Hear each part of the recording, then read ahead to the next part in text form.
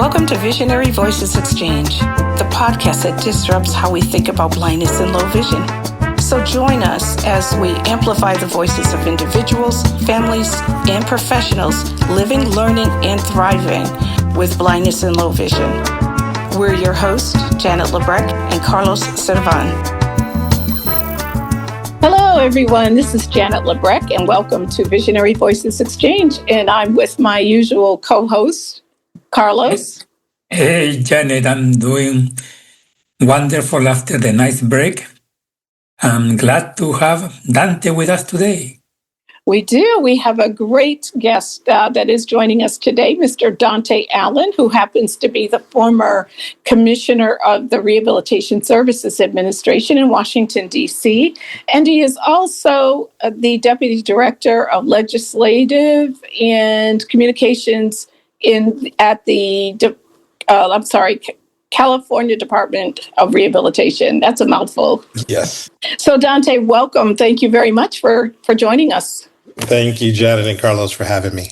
Happy to be here. So maybe we can get started with talking a little bit about your history. So we know that you were the former commissioner of RSA. Yes. We know that you're currently at the Department of Rehabilitation in California. Tell us a little bit about yourself and where you're from, how you acquired your disability, and Sure. we're eventually going to get to talking about the ABLE Act. Yeah, would love to talk about all of that.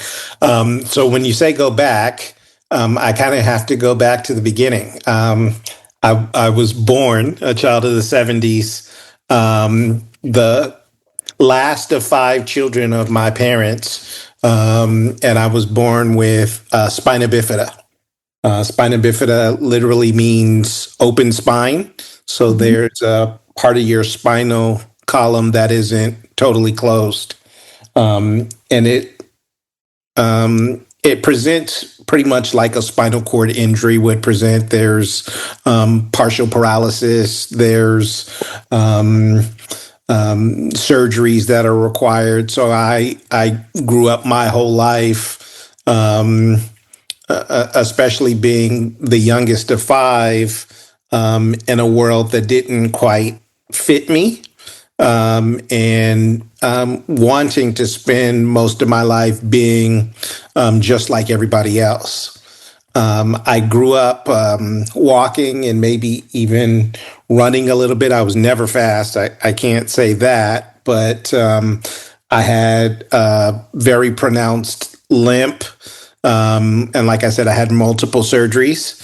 But I did spend some time when I was 9 years old. I played Little League Baseball.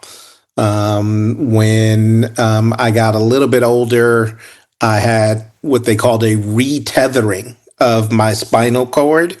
And that took me off my feet for about a year. And that was the first time that I spent in a wheelchair. And so I eventually rehabilitated out of the wheelchair, but spent most of my young adult life walking with a crutch, and went into my college years and had a very similar retethering incident happen. And from about my mid-20s to today, I've been a full-time wheelchair user. The great thing about getting in a wheelchair, and I don't know if many people say the great thing about that, is it opened up a new world for me.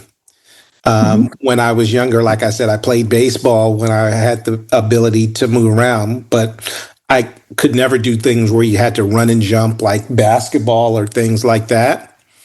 And because I wasn't in a wheelchair, I never considered any kind of wheelchair sports. But then once I got in the chair, I took on a whole new outlook of things where I went skiing for the first time.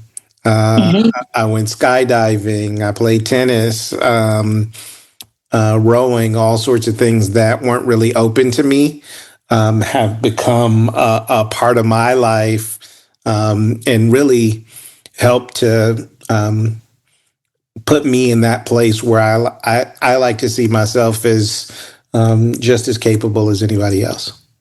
Sure. Yeah, absolutely. And it's interesting that you talk about being able to engage in those kinds of activities, and some of those things were very limiting for you initially, but now that you are a wheelchair user, you've had experiences, that you probably never would have had before. Right. And I kind of thought it was cheating if I wasn't in a wheelchair and played wheelchair basketball. That felt like cheating. So it was something that I never even considered. So Mm-hmm. it really did open my eyes and open a new door for me. Mm-hmm. And so what led you to your first career goal when you were talking about rehabilitation? So it's kind of an easy transition to think that your own personal experience with disability kind of led you down the pathway to this particular field. I think when I look back, my father was my inspiration my whole life. My father was a very wise man. He wasn't educated in the traditional sense of school, but he was very smart in the son, you're never going to make your living digging ditches. So you have to do the thing that I didn't do, which is get a good education. Mm-hmm. And so education was always a part of my life. It didn't hurt that school came kind of easily to me. Mm-hmm. I was always a good writer. I could make up stories in my mind and make things happen. I do feel like I sort of got lost along the way. Somebody told me that I wasn't good at math, and I think I believed them for the rest of my life. Sure. But I knew that in order to live the kind of life I wanted to live, which is to be just like everybody else, I was going to have to earn a living. So the idea of being on benefits or not working for a living was something that never really appealed to me. So I went to school, and I thought with the idea of that I would be some type of writer, or I would make movies or something. And the way school went along, I majored in communications. And again, it helped me to focus on storytelling and really being able to create and shape stories. And when I graduated from college, the thing that sort of held me back, I went to the University of California at Davis, and they weren't making a lot of movies or TV shows in the north East Bay area. So I really looked at what were the employment opportunities like, being a communications assistant at a local nonprofit, and helping to write press releases and tell stories. And I got my first internship at a TV news station and began to write and produce for TV news channels, and really sort of carried that forward. I never had the desire to be a journalist. And so when I found myself in the middle of creating these news stories, I said, I really want to focus on something that inspires me. And so I met a future friend turned colleague that led me into communications, corporate communications, for organizations large and small. But the one that was really most impactful for me is I worked at Kaiser Permanente, and I worked for the man who would become the chairman and CEO of the organization, Bernard Tyson. We grew up in the same town of Vallejo, California.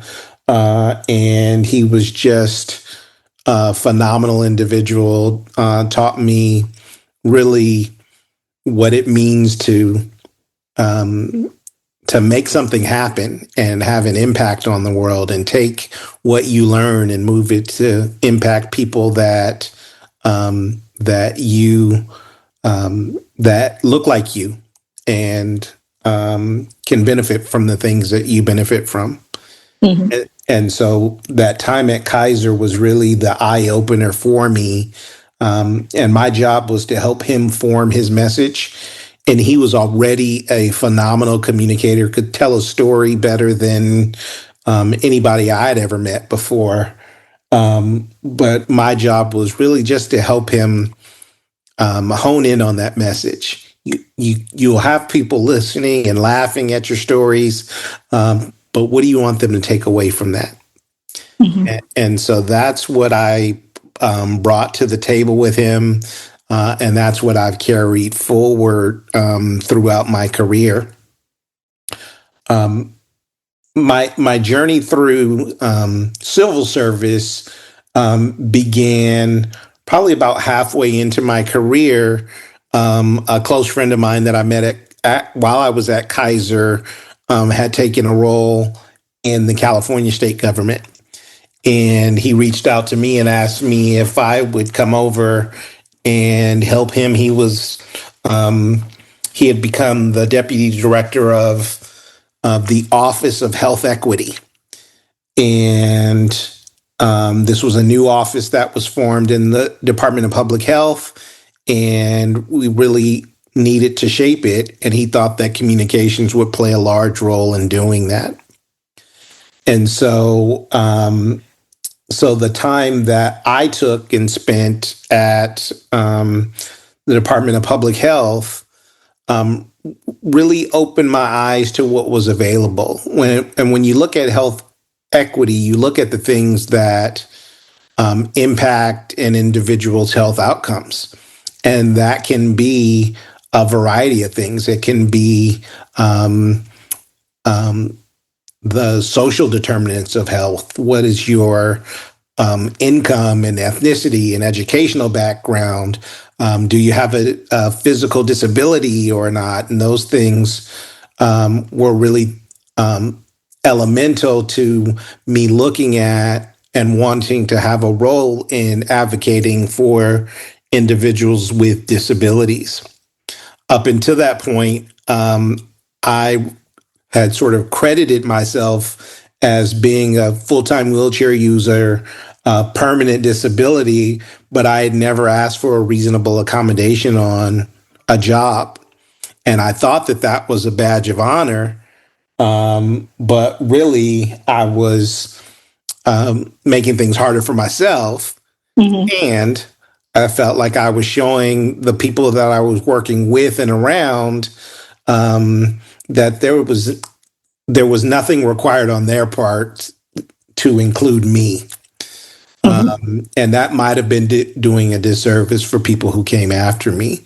So every job that I looked for after that point played a direct role in me having a disability and advocating for others with disabilities. You know, it's interesting that you say that, both your own personal perspective about accommodations and the social determinants of health, and that it's always interesting to me when I read reports that talk about health equity, or they talk about, what is a social determinant of health, for individuals or populations of people. And oftentimes you don't hear the discussion woven into that conversation about people with disabilities. Mm-hmm. And when you think about it, one of the primary social determinants of health also is your social economic status. For sure. It's and that if you don't have that income, that presents as a huge barrier for individuals. But also, when you think about accommodations and you think about us going to work, and I think we all feel, that those of us who have disabilities, we all feel that we have a responsibility also to make people comfortable. We go out of our way sometimes to do that. We don't want to be a burden to people in the workplace, because we know that there are sometimes these preconceived opinions about a person with a disability, particularly if they have never hired a person with a disability. And so you think about that, and your comment about feeling as though you may have done a dishonor to people that came behind you. And I think that it's just really important, to think about that, because I think that the people who may be listening to us may feel the same exact thing. And we want to definitely encourage people that, you're an educator, you're there to educate about your disability, but you're no different, than any of your other employees, your coworkers. You may do things differently, but that's about it. You also may do things a lot better, So I think that talking about doing things differently, I like to go back. Can you tell, for those who never saw a person in a wheelchair, how do you ski? Yes. And also play basketball? Very carefully. Yes, very carefully. So skiing, I skied on what they call a monoski. Okay. And it is essentially a chair that sits on top of what looks like a shock absorber for a car. Okay. It's like a spring, and attached to that spring is a single ski. So one of, most people with two legs ski with two skis. Right. I skied with one of those. And then I had these, they were crutches, small crutches that at the end of the crutch, it had like a mini ski on them. And so they helped you to steer and keep balance if you needed to. But most of the skiing was staying balanced on top of that single ski. And it is, it's one of the most fun things that you could ever do, but it is exhausting. How about basketball? Are the baskets lower for you guys, or is the same height? No, the baskets aren't lower. The 3-point line isn't any closer. It's probably a more physical game than able-bodied basketball, because these chairs aren't soft. So when you bump, you get knocked over, you go to the ground.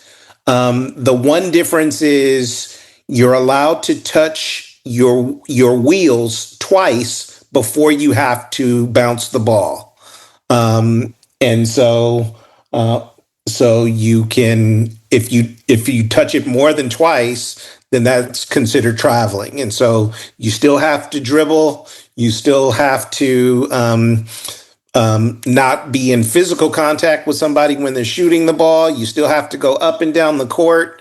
But it's probably the most excitement that I've had in playing basketball. I like sports. That's why I wanted to ask that too. Yeah, I'm a Los Angeles Lakers fan myself. All right. Well, coming from California, absolutely you should be, right? Yep. So, Dante, talk for a moment about your journey into the world of becoming an advocate. When did that start? And I think we want to also lead into the discussion about the ABLE Act. Number one, it's an amazing piece of progressive legislation, but it's also transformative. And I was thinking about this conversation that we were going to have this morning, and I was thinking, okay, so he clearly is a very strong advocate. He clearly is embedded in the community, but what got you there? What got you to be thinking about this type of legislation, the issues that people with disabilities often are impacted by disability, being able to live independently? What led you there? For sure. And I can say, honestly, being me is what started my advocacy. And I didn't always see myself as an advocate.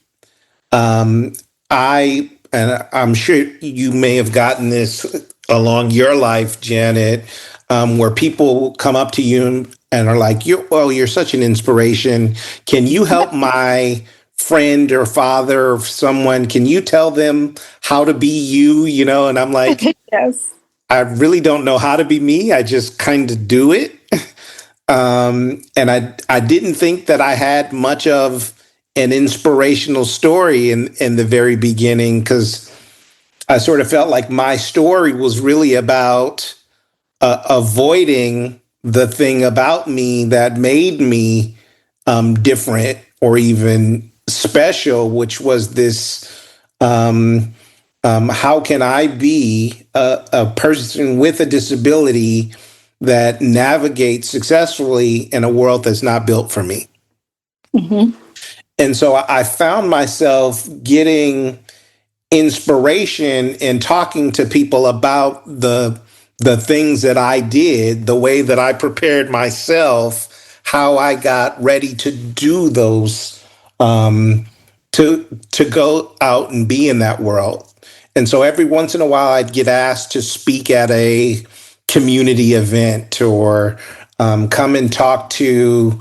One of the jobs that I had, I was a communications director at a hospital, and I was asked to come and talk to spinal cord injury patients that were newly injured. I'm like one of the first conversations that they had to see themselves or see what their life could be like once they started to reimagine what was coming forward.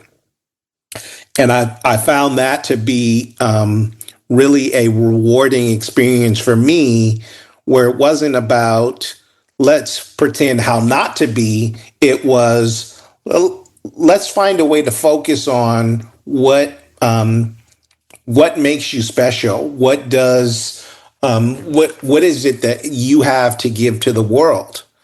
And so that really led me down that path.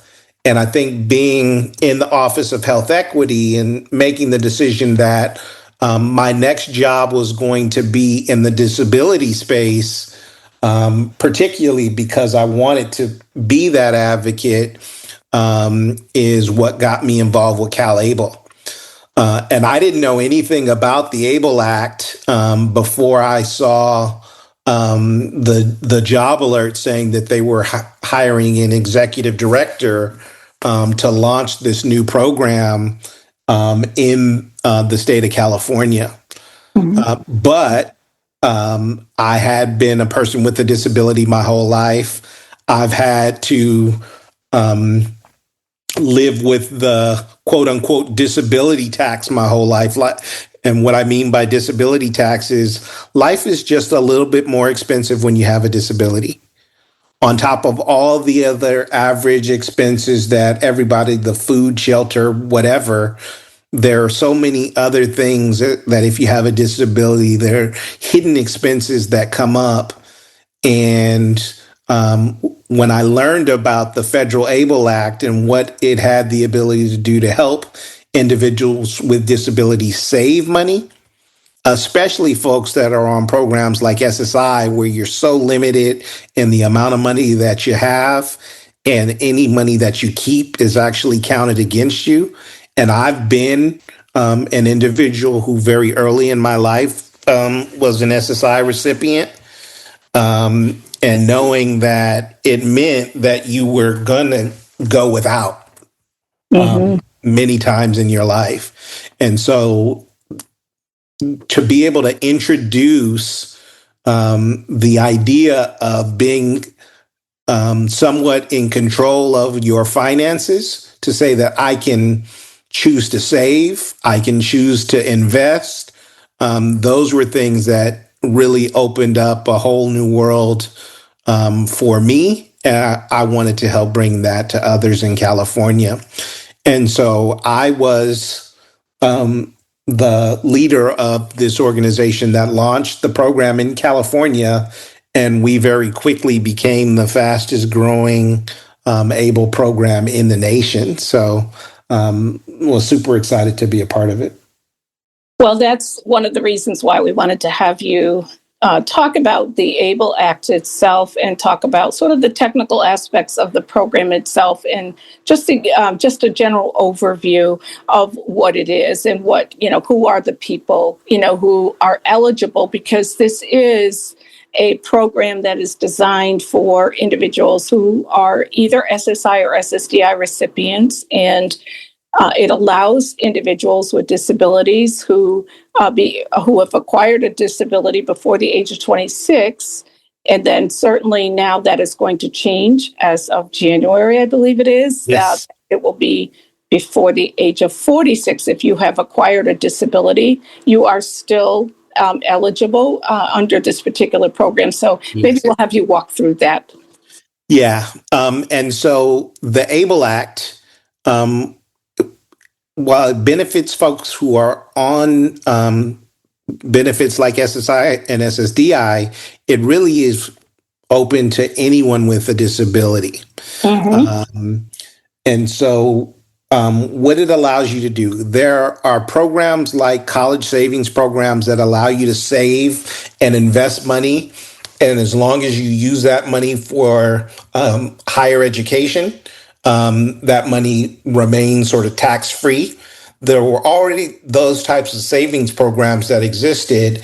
And so back in the 90s, a bunch of folks got together and said, what if we created a similar program, but instead of using it for educational purposes, you used it for all of those hidden costs of having a disability. As long as you could save money and use it for things that helped your everyday living, that those elements would be tax-free to you. The earning on to earn the money wouldn't be tax-free, but once you put that money into a savings or investment account, any interest that you got from that account would be tax-free as long as you use that money for the everyday costs of having a living. There was the additional part of, if you receive benefits like SSI, there are income limits and savings limits that really stop you from being able to have any real kind of nest egg. I think for SSI, the amount that you're able to retain in savings was under $5,000. I believe that's the number.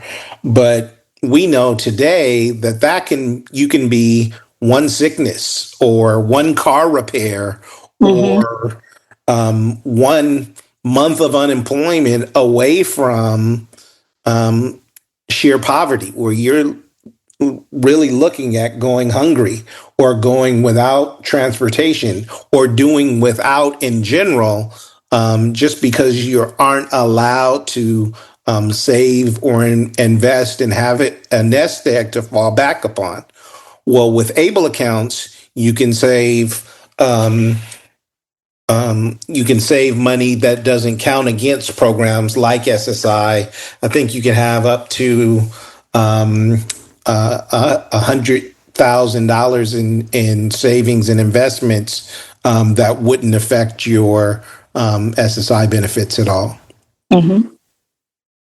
Yeah, and I think, it's always interesting when you think about today what that means, in real money, today, trying to live on what the levels of savings that a person can have right now if you're an SSI recipient. And when you think about where we are today with the cost of living, with the cost of food, cost of medications, that to have those savings and to be allowed to save up to $100,000 without that affecting your SSI or SSDI benefits, that is a significant, I think, opportunity. But also unique, I think, is, and we'll have you talk about this, is the money doesn't just have to come from you. Right. We all know that on SSI in particular, because it is a needs-based program, SSI recipients, if you were to receive money on a regular basis from anyone, they're going to count that against you. Right. And so that's what's transformative also about this process.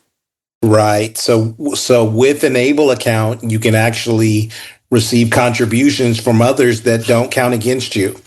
It's been a while since I've looked, but I think it's up to $19,000 a year you can receive in contributions from others that don't count against you, as long as that money is going into that ABLE account, which is a life changer.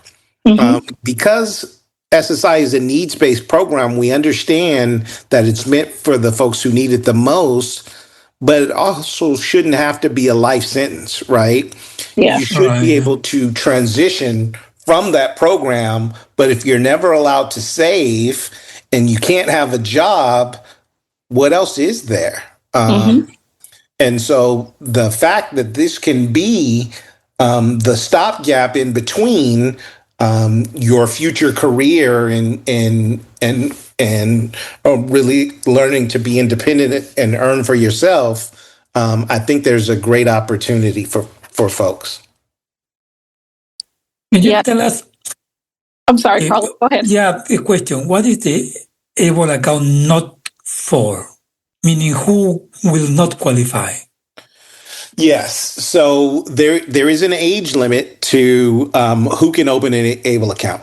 And so if when the program started, it was if you had a disability, if you were born with it or developed a disability before your 26th birthday, you could open an ABLE account. That has since changed with the ABLE Age Adjustment Act. And so now you can open an ABLE account anytime if you were born with a disability or acquired a disability before age 46. And that can be a physical disability. It can be a sensory disability. It can be a mental health condition. All of those would qualify for opening ABLE accounts. Is there an income limit? Like if somebody's employed and making there is no income limit. There is typically a maximum limit that you can put into an ABLE account. Here in California, with the CalABLE account, I think the maximum that you could put into your CalABLE account is $125,000. But even if you reach that maximum, your account can still continue to grow, because these are not just savings accounts, they're investment accounts too. You can link it and invest in. So let's say myself, okay, yes. I'm hypothetical. I'm working, making 100,000 per year. Do I qualify for an ABLE account? Absolutely. I have an ABLE account. I make a professional living, and I put money in my ABLE account every month. And that's tax deductible? The earnings on that money is tax deductible. The money goes into the account post income tax. Okay. Something that I didn't know. Yeah. Yeah. Yep. And, when you think about it, too, I mean, I use a guide dog, and I think about other individuals who may be using guide dogs to help with travel and mobility, and the cost of, trying to maintain your lifestyle with a guide dog today is incredibly expensive. And that's a shame, that you have to incur the cost of the care of the dog, the veterinary bills, which are, off the charts today. Yes. Yes. So let's for our audience give an example. So, Janet, you work, you have a guide dog. How does the ABLE account benefit you? Well, any money that you put into the ABLE account, you're gonna use that money for your everyday needs. For example, so if I were to say that my guide dog I have to feed my guide dog obviously 2 times a day, every day. Right. And if the dog food, that will help. The savings that that I would be putting into an Able account, is there to help with those day-to-day living expenses. Yeah. And what I love about this program the most is the fact that it treats the disability community just as anyone else who does not. So why would that be different just by having a regular saving or checking account? Well, if it's different because you would still have that money there. You're able to accrue that money. You're able to invest it. You're not going to be penalized if you're on SSI, for example, where, those expenses, you would still normally now, if you were on SSI and you still have a guide dog, you're right. food, Right. But I'm talking about somebody like Allen, who is employed. Right. So if you're working and you're using your Able account, the great thing about investing in an Able account is that the earnings on any money that you invest is tax free.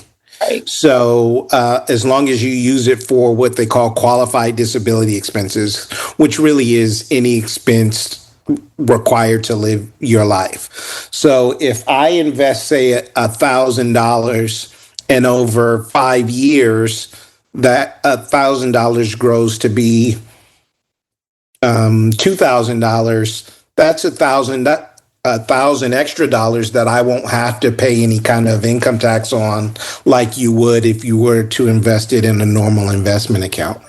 Right. Talking about a normal investment account.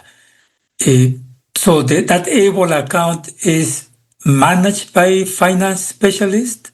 They go to the stock market, or how does that work? Yeah, so the programs are typically managed by a financial manager. There's a banking organization behind each of the Able programs, and they usually have portfolios that you can choose from, depending on what your taste in investments are. Some people are moderate in their risk profile. Some people want to be more aggressive. Right. You can make those kinds of choices. Okay. So for instance, I went to my finance advisor, and they know I'm blind, but they never mentioned the Able account. They can connect. Typically, Able accounts are run by the state. So they would have to connect with either the state you live in, or there are some programs, doesn't matter where you live, but it's still run by a state. So like, even though you don't live in California, you could open a Cal Able account. Or if you don't live in Ohio, you could still open an account, an Ohio Able account. Right, and I think the clarification here also is it's very similar and based on the 529 plans, where parents and individuals can invest for their child, education, savings. But when you go to withdraw that money on a 529, it is taxable when you're withdrawing the earnings on that money. On the Able Act, when you go to withdraw any money to purchase expenses, so for example, there are people who choose to save up, and that you can have a savings account that's just a savings account. Say, for example, if you want to save to buy a car, that money then is accumulating through the program, whichever program you choose, in your respective state. To set up the account. In that money, the day you've got enough money, say it's $30,000 to buy a vehicle, when you take that money out, that is not taxable income when you withdraw that money. Or you are not penalized either, right? No. That's Carlos. I'm sorry. You are not penalized either because You're not penalized. No, you're not. Good. Okay. No. How about if, like, I work for the state, I put money into my retirement account for the state, and let's say I retire next year, can I take some of my retirement account into the Able account? You can, yes. Good.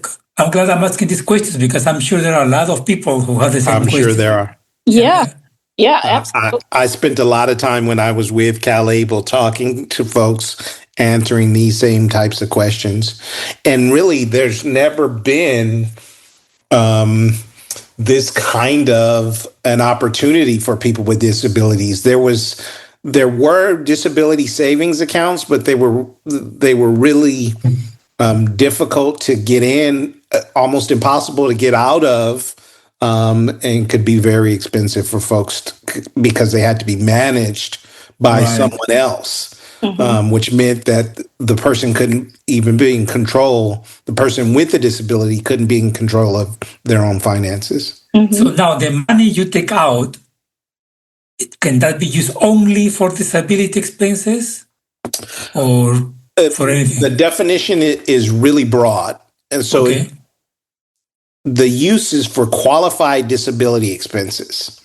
And qualified disability expenses include your health, your education, your well-being.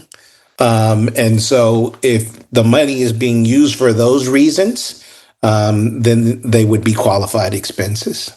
Yeah. So my well-being, I need vacation once in a while. That would be a qualified disability. I've never been on a vacation that didn't help my well-being. Exactly. So let's say I want to travel to Rome. I went there a few months ago.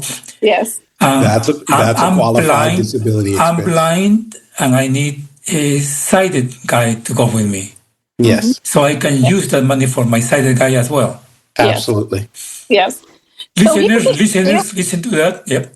Here's an example of some qualified disability expenses. And as Dante said, it's a very broad category.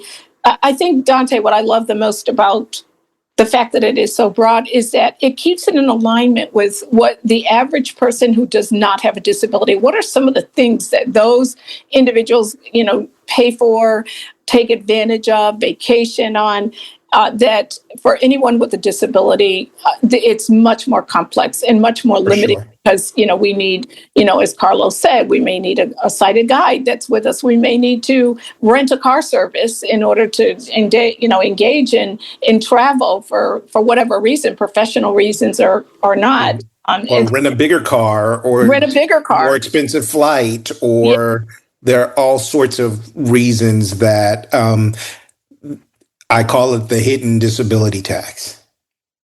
Yeah, absolutely. So some examples, housing expenses. So some people may choose to start saving their money, and the parents and family and friends can contribute to helping someone to meet that end goal of someday being able to purchase a house or a condo. Looking at your educational expenses. If you're planning to go to college, there isn't any reason why you can't save under the ABLE Act for any college expenses. So maybe you want money for your application process that you have to go through, and you may not be getting help for those kinds of things someplace else, but you want to be able to pay for those kinds of expenses. You want to take a course of some type, artificial intelligence today. There's lots of educational courses around taking computers. And if you're not eligible, for example, through a vocational rehabilitation program, then you might want to use some of that money to do that, to get some more education in a specific area. Assistive technology. We all know how incredibly expensive assistive technology is for all of us. You've got wheelchairs, you've got maintenance of that wheelchair. If your wheelchair breaks down, perhaps you want to save for a backup wheelchair, guide dogs, the food care, medications. There's all kinds of other, types of expenses. Transportation, you might want to save, for those bus passes or a train pass or whatever kinds of transportation you might need. And that's important for you to be able to get there. Healthcare. So Dante, I'm sorry, go ahead, Janet. Healthcare expenses. There might be co-pays that you are responsible for that your insurance does not necessarily pick up, and you want to be able to, to make sure that you're paying those in order to keep your healthcare. So there's all kinds of other expenses like that. Dante, usually when we get guesses, we ask, what advice would you give to parents? So in this case, for a parent of children with disabilities, what would you advise them regarding the ABLE account, for instance? Yeah. I am a parent myself. I can't say that I'm a parent of a person with a disability, but having been a person myself with a disability, I would encourage parents to anticipate, to look forward to their child living the life that they choose to lead. And oftentimes, the choices we make require some type of investment. So why not start early? Mm-hmm. Why not take that opportunity now while your kid is a kid to begin investing in their ABLE account? So even if they don't make it to the thing that they chose to do, even if they never go to work or buy their own home or live on their own, still having that resource available to them will enhance their lives. Mm-hmm. Thank you. You know, I think there's two other things that I think are important about this program, Dante, that we should let people know about also, and that is that their Medicaid benefits are also not impacted. Absolutely. If you hold an ABLE account as well. So you would not be risking losing your Medicaid. And we know that that is so important because as it is, prior to this type of a program, we know that individuals with disabilities are often put in a position where they need to weigh the impact of them going to college, getting employment, against losing, their Medicaid if they are on Medicaid because of the fact that it's a needs-based program. So this particular program helps, to not take away from that part of it and to alleviate people from having to worry about you're going to be putting yourself at risk, because you're saving money as an asset and it's not counted that way. And then I think the other thing is the reality is also, and I think this topic is important, to the disability community in general, because we have disabilities, people live with health conditions, and that this allows you also to do estate planning, to plan your funeral arrangements and look at strategies and how you want to do your estate planning, which really gives you that ability to be self-determining and making those decisions, for yourself. So I think that that's also very important. Very well said. So I think, Dante, if you think about this program now and you think about where it started and where it is now, do you see in the future that there may be additional iterations of this particular program? And if so, where would you like to see this program go? I certainly hope so. I think the ABLE program could stand some room to grow. I've talked about that hidden tax and being able to put in income and their expenses that I have that I use for my everyday life that aren't necessarily tax deductible. Sure, there are health savings accounts, but those types of accounts are used specifically for healthcare related expenses. But the more broad definition of an ABLE account, I would love to see an individual put their earned income into those accounts, if that could be some form of tax-free, would be a wonderful thing. I love the fact that older individuals or people who develop their disabilities at an older age are still qualified to open these accounts. But I'd also like to see ABLE accounts be available in more places. We all know the big popular banks. Most of those places haven't even heard of ABLE accounts. And so you kind of have to go in and school folks to say, okay, we'll direct them back to their state programs if they don't know about them. So a closer connection to the rest of the financial apparatus would be helpful for ABLE accounts of the future. Mm-hmm. Yeah, and I think also, that education and that awareness that continues to need to be expanded across the disability community nationally as well, and getting that information out there so that people, even when they first hear about it, I know when I first heard about this program, I was like, what? Are you sure? You don't necessarily, thinking this is too good to be true, Yes.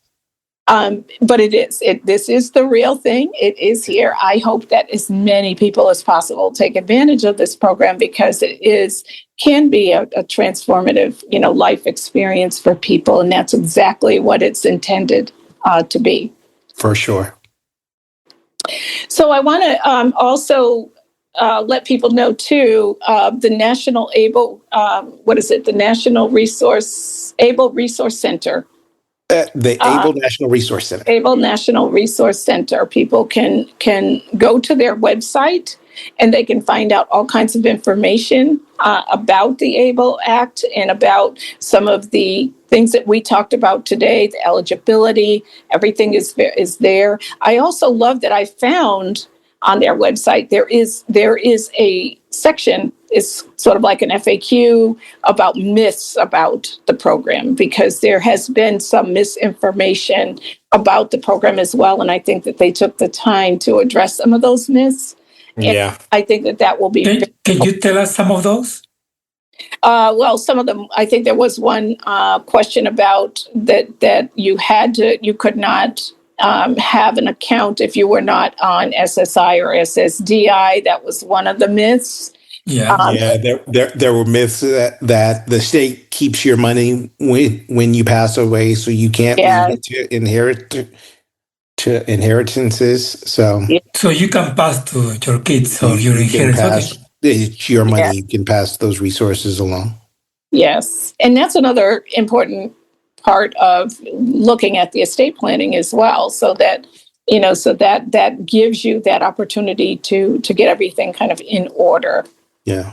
For that to take place. But there were several other myths, out there as well. But I love this program. I hope that people take advantage of opening up an account. There's all kinds of free webinars also out the ABLE program. And so whenever you see any information about those webinars, feel free to sign up and tune in.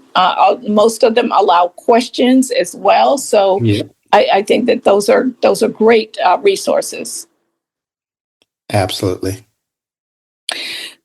So Dante, want to thank you so much for joining us and sharing all this unbelievable information, but also most importantly, want to thank you for your contributions to seeing this program come to fruition. And it's your leadership and your colleagues' leaderships who have really worked really hard on this. And I have to say also the legislators who had the foresight and insight, to really push this legislation so that it is very meaningful for people with disabilities. So I commend you, for being so committed around this particular issue, and certainly your leadership, both in RSA and at the Department of Rehabilitation in California. So I want to thank you so much for joining us.